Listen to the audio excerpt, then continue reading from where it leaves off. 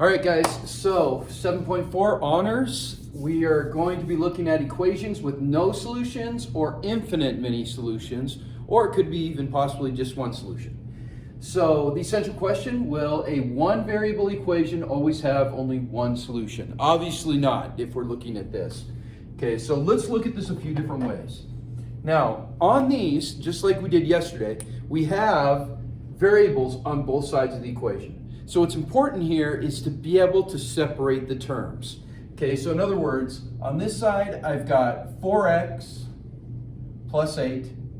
On this side, I've got 0 and 1/10 x plus 3 plus 3 and 9/10 x. What we need to recognize here is we can combine these two. Okay, so before we do anything, I'm going to rewrite the equation again. 4x plus 8 equals, and when I add these two, the 3 and 9/10 and the 1/10, I get 4x plus 3. Now, just like before, we want to get the variables on one side of the equation and the numbers on the other side of the equation. However, what I recognize right away is this. This right here is minus 4x. If I bring this over here, that means minus 4x here. These cancel each other out. In other words, what I end up with is 8 equals 3. This is not correct. 8 does not equal 3. So this is one of those equations where it ends up being no solution. Okay, so this is a no solution right here. All right? Now let's look at a little bit different one. Now remember, if you don't quite have this, you can always pause it and then go through and do it again, okay? Okay, so let's look at this one here. Next part of example 3. This one says 4x plus 8 equals 0 and 1/10 x plus 8 plus 3 and 9/10 x. So again, I separate the terms. Then I evaluate it and determine that these two can be combined.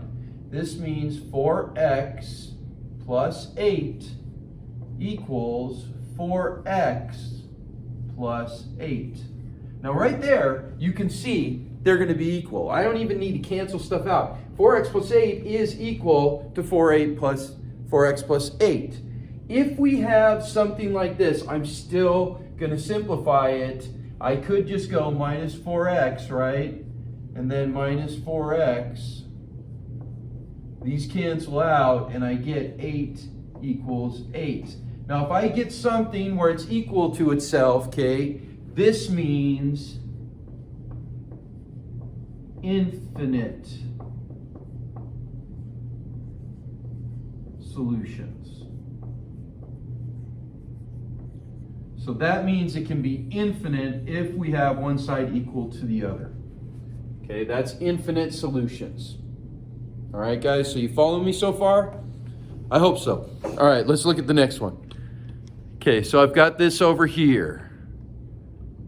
Okay, so this is the last part of example 3.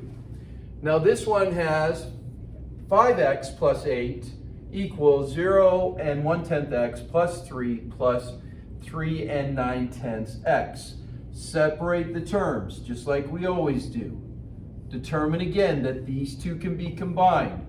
Rewrite the equation. 5x plus 8 equals 4x plus 3. Okay? So 4x plus 3.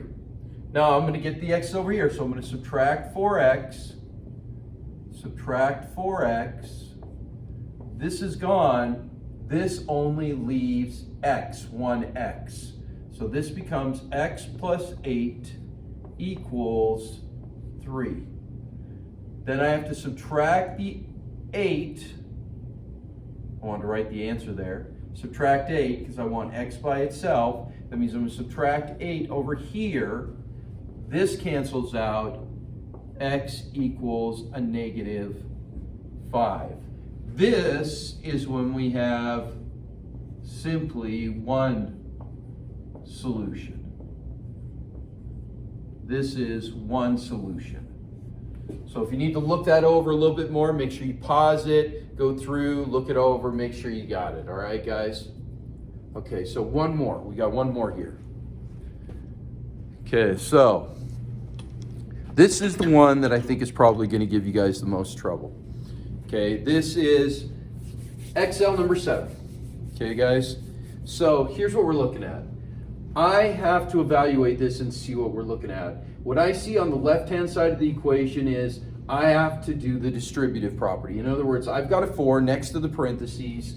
That means I'm going to multiply it by these two terms, 4 multiplied by 3x and 4 multiplied by 7. 4 times 3 is 12x. 4 times a positive 7 is a positive 28. So that's what I was able to get on that side of the equation. Now I'm going to separate this side of the equation. Separate the terms. Terms are always separated by plus, minus, or equal sign. I find that I can combine these two, and I can combine these two. When I combine these two, I find that I get 12x. 20x minus 8x is 20x. And then I find that I get 1 plus 27, which is a positive 28. If you notice here right away, I've got the same equation. Okay? So I want you to look back and I want you to think about, what does this mean? I can simplify this even more. I could substitute out the 12x minus the 12x minus the 12x. This is gone and this is gone. This gives you a bigger hint. 28 equals 28. Okay, you have to remember what that means from when I did just the last one, which is that this has infinite solutions.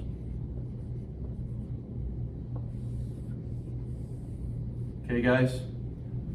All right, so hopefully that was good enough. Let me know if you need any help. I'll do more on the board if you need it. All right, we'll talk to you soon.